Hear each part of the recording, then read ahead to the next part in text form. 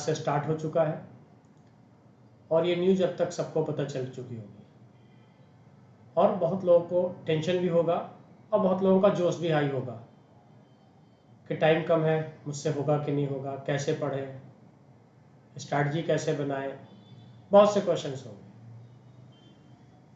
आज का मेरा ये सेशन देखने के बाद मेरी पूरी कोशिश होगी कि आपके टेंशन को पूरी तरह से ख़त्म कर दें और काफ़ी आपको हेल्प करेगा कैट की प्रिपरेशन में, किस तरह से हम लोग इन बचे हुए डेज को कैसे अच्छा स्कोर में कन्वर्ट कर सकते हैं। और वही है, जो भी काम करने से पहले सबसे इम्पोर्टेंट है इच्छा शक्ति। अगर जिसके पास मजबूत इच्छा शक्ति है वो कुछ भी कर सकता है और it's never too late to start. अभी कोई लेट नहीं है, अभी भी स्टार्ट हो जाओ, कैट फोड़ा जा सकता है। और मेरा एक स्लोगन है, क्लास में पढ़ाते हुए मैं बोलता हूँ हमेशा, 1 रुपया का 1 लड्डू तो 100 रुपया का 100 लड्डू।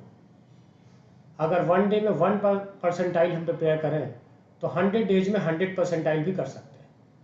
तो अभी भी टाइम है और इसी प्लानिंग को लेकर आज का मैं सेशन आपको दे रहा हूँ। और मेरा ये सेशन देखने के बाद आपको काफ़ी हेल्प मिलेगा कि हम कैट की प्रिपरेशन अभी भी बचे हुए डेज में कैसे कर सकते हैं। अभी भी 100 से ज़्यादा डेज है और हम लोग बहुत अच्छे से कर सकते हैं अगर हमारी प्लानिंग सही से हो। तो ये कैट की डेट्स है, आज से रजिस्ट्रेशन स्टार्ट है, इसकी लास्ट डेट 13 सितंबर है और एग्ज़ाम डेट सबको पता है 24 नवंबर को। ठीक, तो इसी को लेके बहुत से क्वेश्चन है। कुछ लोग आपको बोल रहे हैं यार अभी टाइम नहीं है, 25 के ले दो, कैसे करो, बहुत से क्वेश्चन आ रहे हैं, बहुत जगह से आप लोग ज्ञान भी ले रहे होंगे। बट देखो आज का सेशन उम्मीद करता हूँ कि आपको प्रिपरेशन में बहुत हेल्प मिलेगी।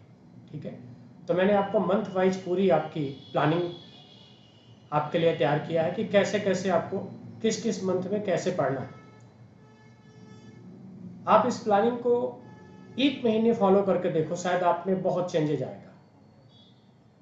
तो ये इंपॉर्टेंट, हम पढ़ते तो बहुत हैं, 10-10 घंटे पढ़ते हैं, पर हमारे पास एक सटीक प्लान नहीं होने से हमारी प्रिपरेशन बहुत अच्छी नहीं हो पाती।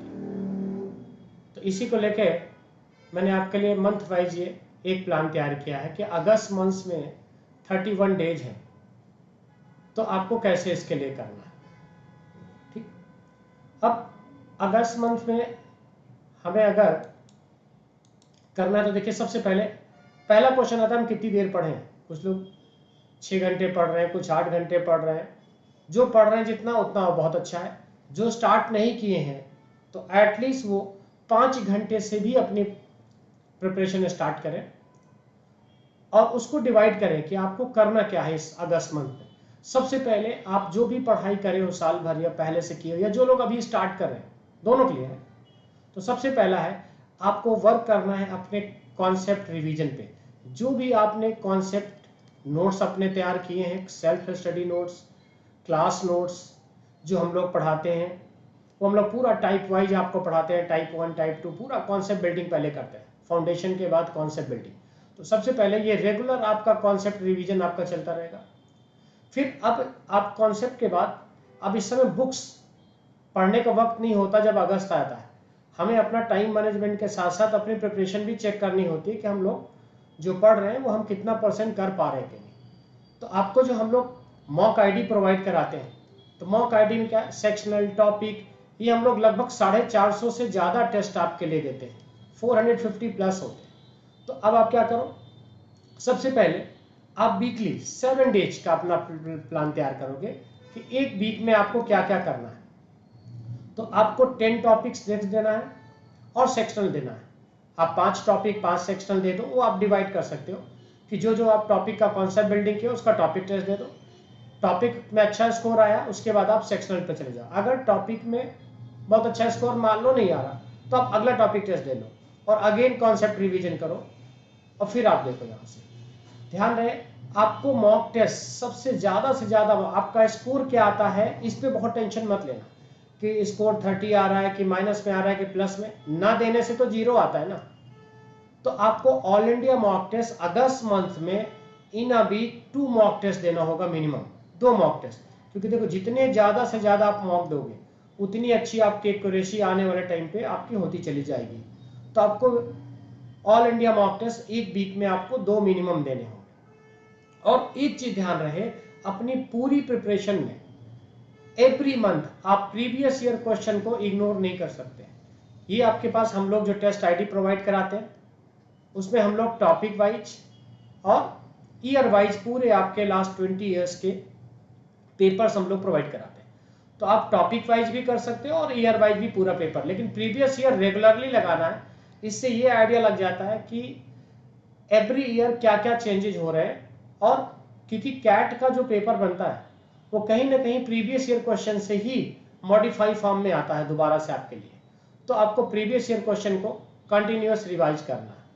और 5 घंटे की इस पढ़ाई में से सबसे इंपॉर्टेंट है कि 1 घंटे हमने आपको नोट्स के लिए दिया है। पर डे अगर लेके चलते हैं तो एक वीक में आप अप्रॉक्स 35 आवर्स पढ़ते हो। अब इस 35 आवर्स को आप अगेन डिवाइड करो कि आपने कॉन्सेप्ट बिल्डिंग में कितना दिया, 1 घंटे पर डे दे दिया। उसके बाद अगर आप एक वीक में 2 मॉक टेस्ट देंगे तो 4 आवर्स आपके वो चले जाएंगे। एक मॉक एनालिसिस में आपको मिनिमम 3 घंटे का टाइम लगेगा, तो 2 मॉक में 6 घंटे लगने वाला है आपको। ये आपके 10 घंटे तो मॉक में चले गए एक वीक में से, और 7 घंटे आपके कॉन्सेप्ट रिवीजन में चले गए, तो 17 आवर्स निकल गए। आपके पास बचे 18 आवर्स। अब उस 18 आवर्स में आप क्या करेंगे, सेक्शनल और टॉपिक टेस्ट देंगे। और जो सेक्शन आपका वीकर सेक्शन है, जो ज़्यादा वीक है आपका, उस सेक्शन के आप अगेन कॉन्सेप्ट रिवीजन एंड अपने फैकल्टीज से मिलके उस पर फिर से काम करेंगे कि मेरा क्वांट में कम हो रहा है कि वीआरसी में। एवरी वीक एनालाइज करिए और अपना एक टारगेट नोट्स तैयार करिए या एक्सेल तैयार करिए कि फर्स्ट वीक में मैंने मॉक दिया था, मेरा ये स्कोर आया, मेरा इस सेक्शन में ये था। पूरा आपके पास रिकॉर्ड होना चाहिए ताकि आप मॉनिटर कर सके अपनी प्रिपरेशन को कि पहले से कितना % चेंजेज आपके अंदर हो रहा है। तो अगस्त मंथ में आपके 31 डेज हैं और एक वीक में हम लोग 35 डेज कर रहे हैं।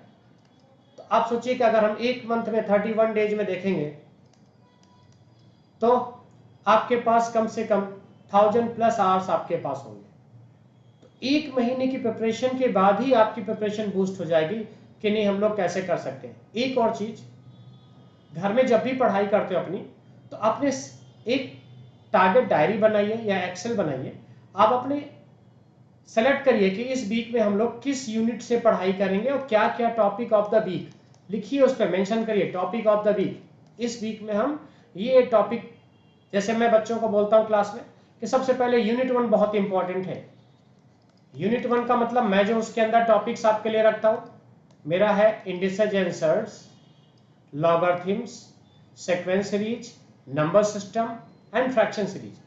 आप लास्ट 5 ईयर 6 ईयर कोई पेपर देख लो, कम से कम 4 to 6 क्वेश्चन इस सेक्शन से आते ही आते हैं आपके।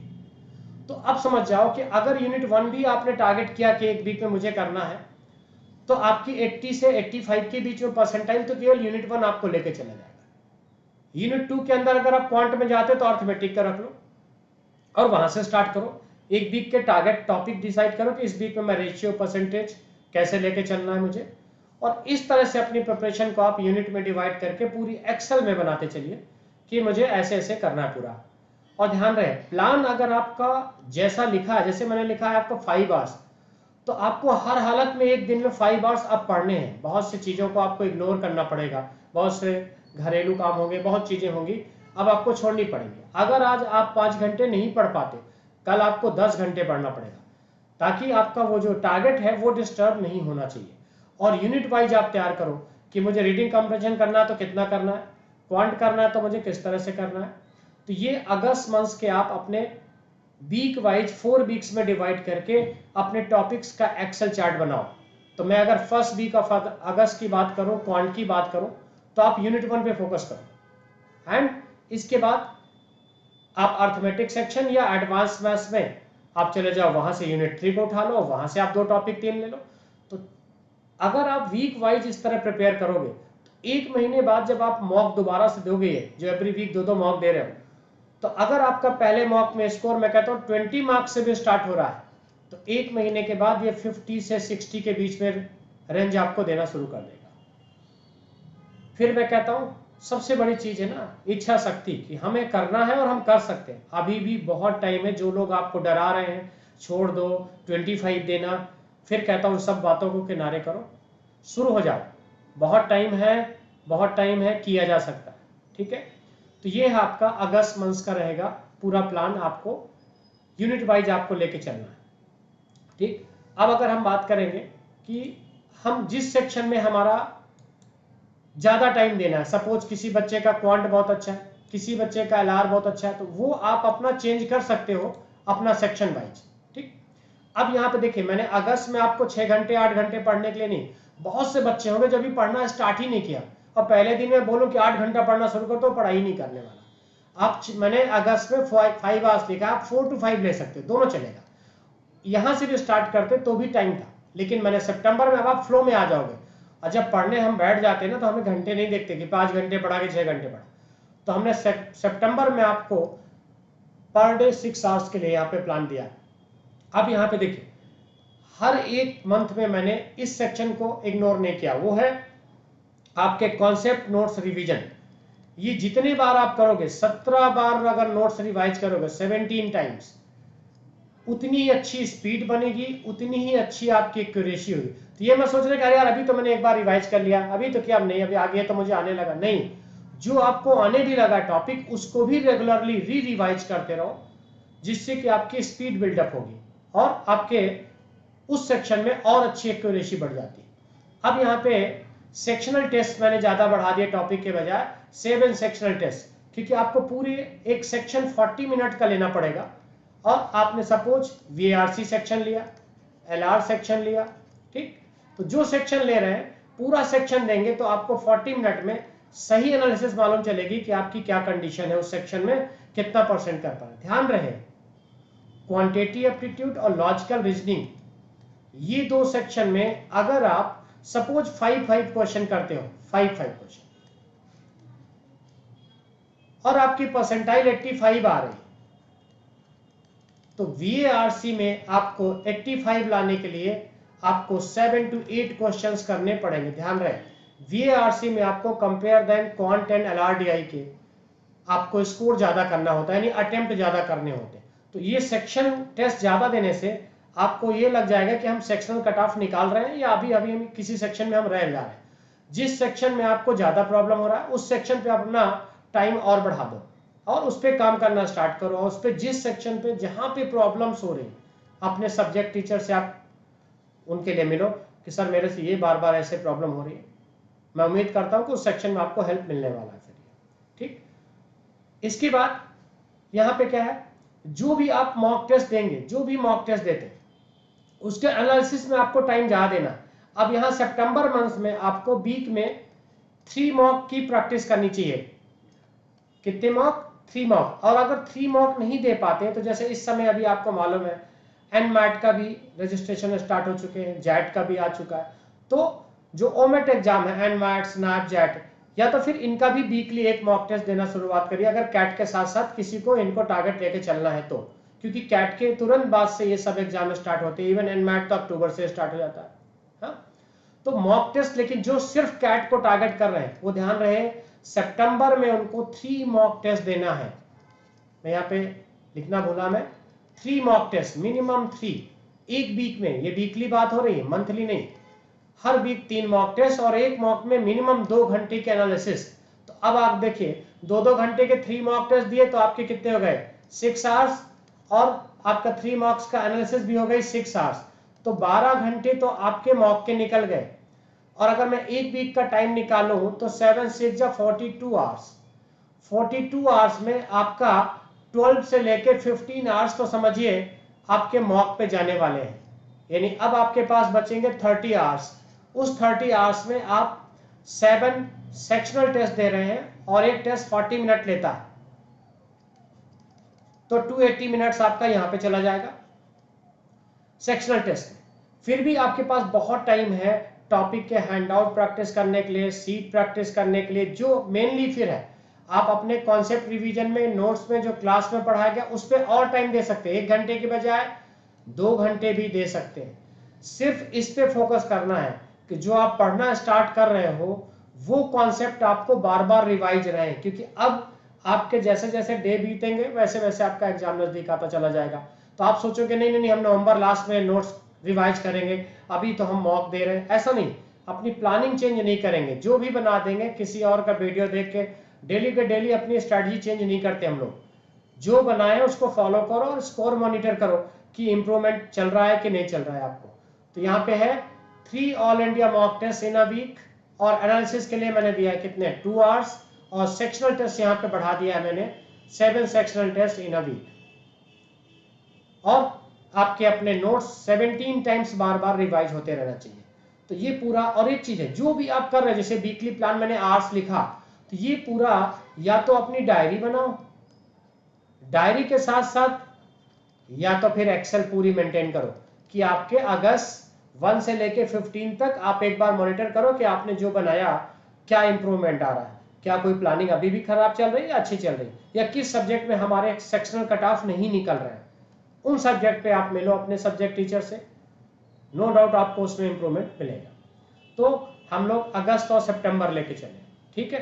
प्लानिंग यहाँ पे ये मत सोच मन में आए कि अभी डेज नहीं बचे, बहुत टाइम, अभी मैं देखो 2 मंथ से मैं गया हूँ, अब मुझे लग रहा है अब देखो अगर मैं आपके थोड़ा सा इस पे मैं काम करूं कि आप कैसे, आपके लिए टाइम ज्यादा है, तो देखिए ऐसे, अब मैं अगस्त मंथ में सपोज मैं एप्टीट्यूड के लिए आपसे बात किया कि आपको एप्टीट्यूड में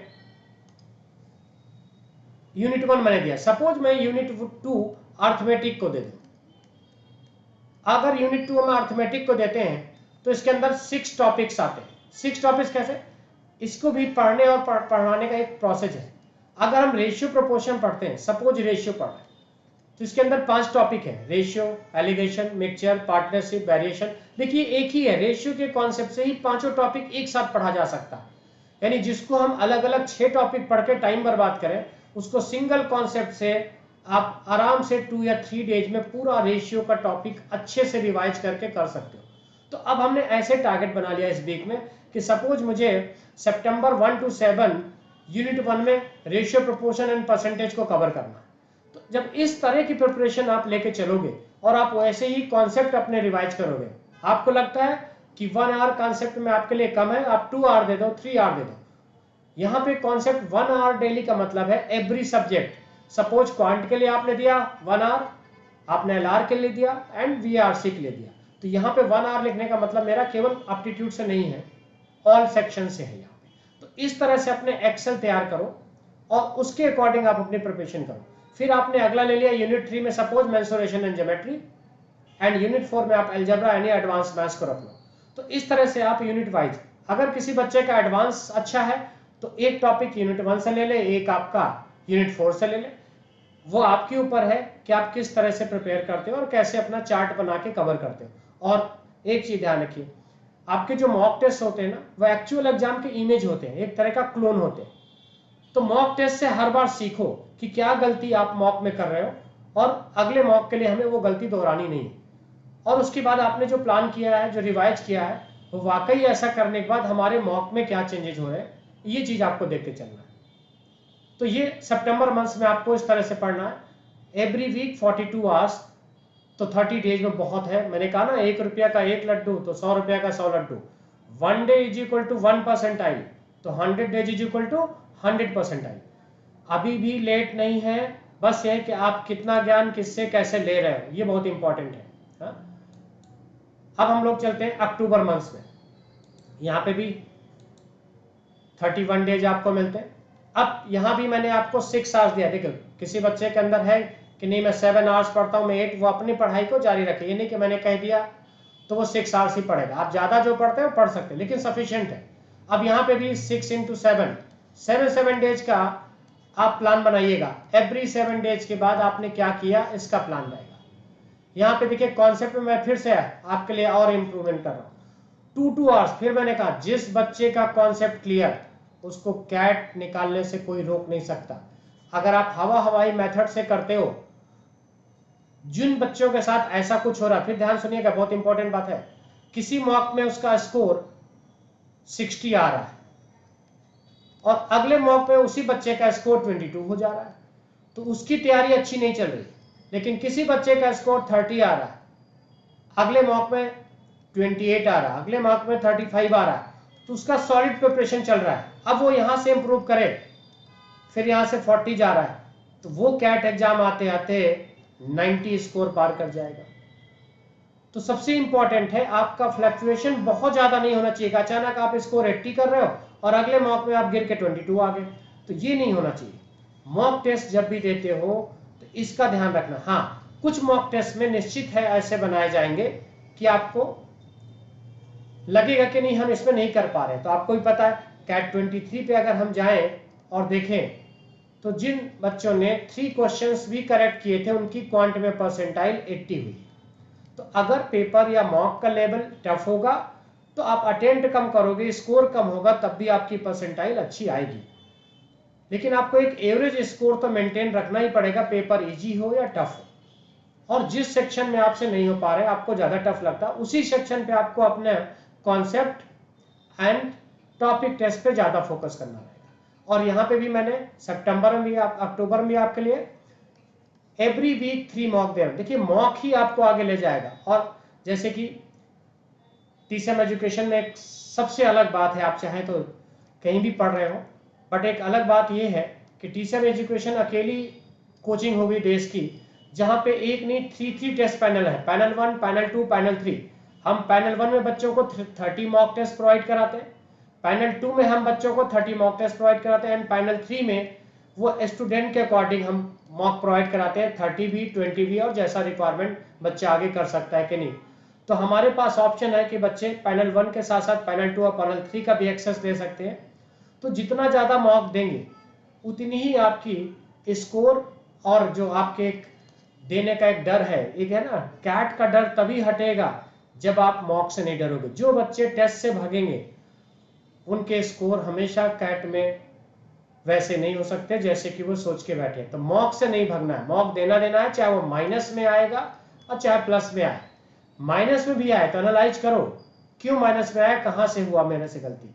अगर आप एक एक क्वेश्चन से भी, जो बच्चे बिगनर है, 1 क्वेश्चन 3 सेक्शन में अगर स्टार्ट करते हैं 3 क्वेश्चन से, यानी 9 मार्क्स से, अगर एक वीक में एक मॉक दिए 9 मार्क्स आता है और एवरी वीक एक एक क्वेश्चन पे भी काम करेंगे तो एक महीने में वो 4 क्वेश्चन कर देंगे। और अगर 4 क्वेश्चन कर देंगे तो उसकी परसेंटाइल 75 प्लस आ जाएगी, समझिए 1 मंथ के अंदर। तो फिर कह रहे हैं जो बिल्कुल नहीं देते वो 1 से भी स्टार्ट करेंगे, तब भी सितंबर आते आते उनकी परसेंटाइल 75 प्लस आना स्टार्ट हो जाएगी।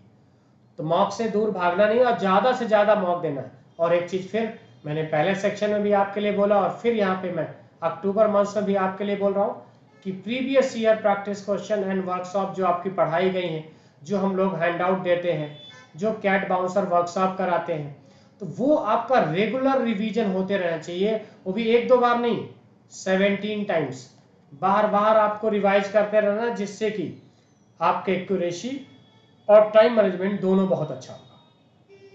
और फिर वही चीज है, वीक वाइज आप अपनी प्लानिंग करिएगा, एवरी वीक कि हम लोग कहाँ पे हैं और कहाँ पे हैं, और वैसे हम लोग प्रिपरेशन करेंगे इसके लिए। ठीक, अगर मैं इसके हर एक सेक्शन पे जाता, क्वांट, वीएआरसी और एलआरडीआई पे, तो इस सेशन में काफी लंबा टाइम लगता।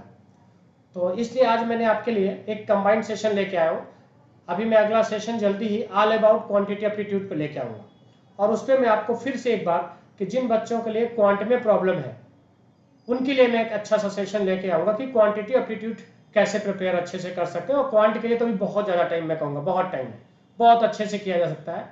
और उसके लिए भी आपको एक प्लानिंग लेके चलनी है, और उसको भी अभी अगर हम टारगेट टॉपिक्स के साथ हिट करेंगे तो बहुत अच्छा स्कोर लाया जा सकता है। क्वांट के लिए तो मैं अभी भी कह सकता हूँ कि गारंटी के साथ 99 प्लस एप्टीट्यूड में लाया जा सकता है, और ऐसे ही एलआर में भी।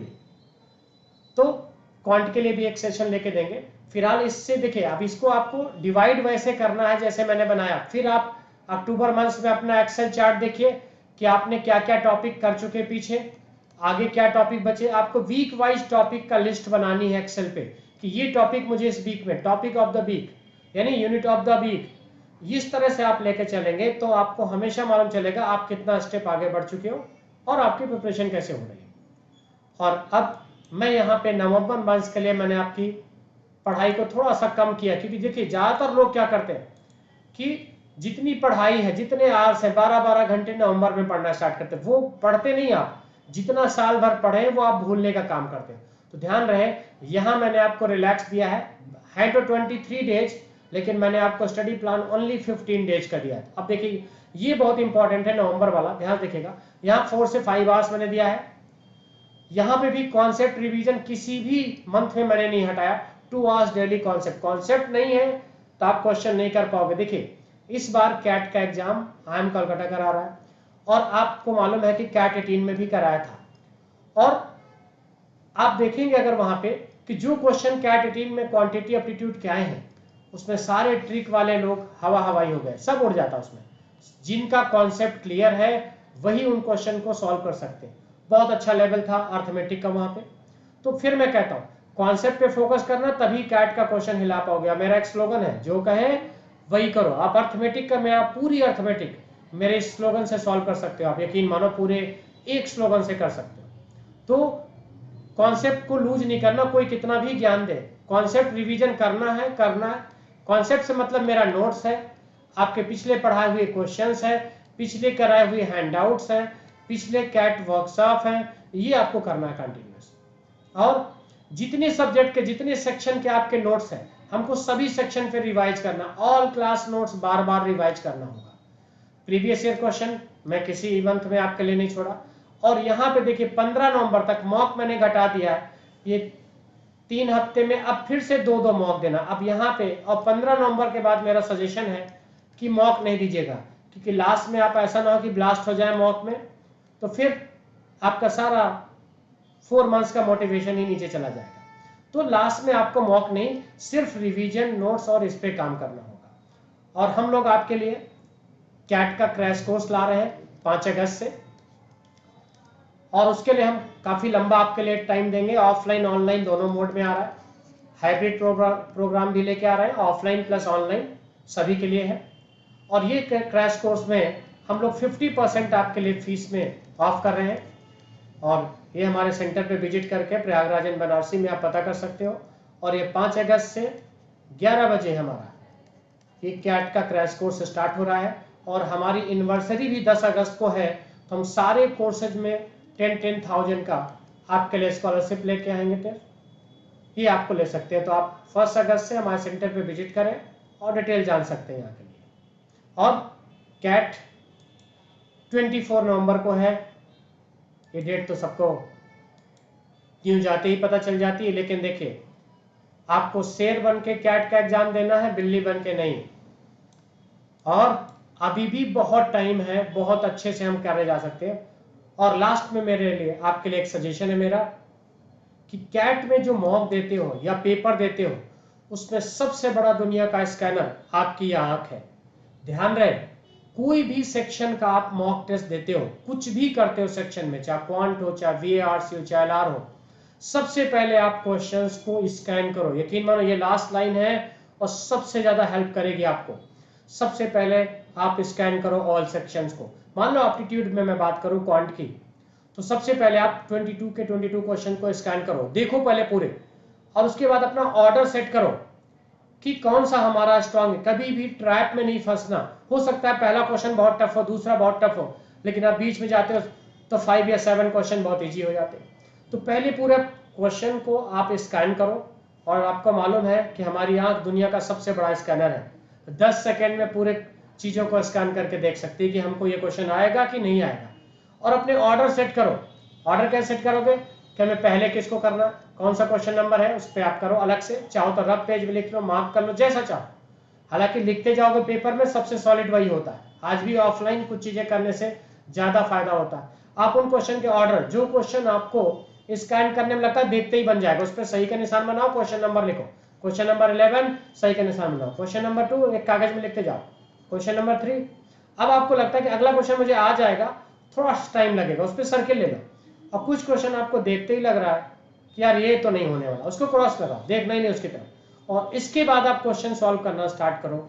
तो विदाउट स्कैनिंग आप ना ही मॉक देना है, ये हैबिट मॉक से डालो, ताकि एग्जाम में ये आपको ऐसा ना हो कि लास्ट मोमेंट में आप अपनी स्ट्रैटेजी चेंज करो और फिर जो मनाया वहीं से स्टार्ट हो गए और किसी ट्रैप में फंस गए, किसी एक क्वेश्चन में उलझ गए, पर चला आपका पेपर ही छूट गया। ध्यान रहे, कैट एग्जाम में सबसे इंपॉर्टेंट क्या है? Management is the art of balance.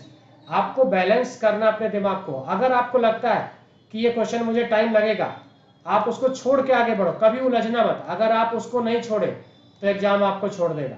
तो ध्यान रहे, स्कैनिंग का सबसे बड़ा रूल है आपके इस एग्जाम में।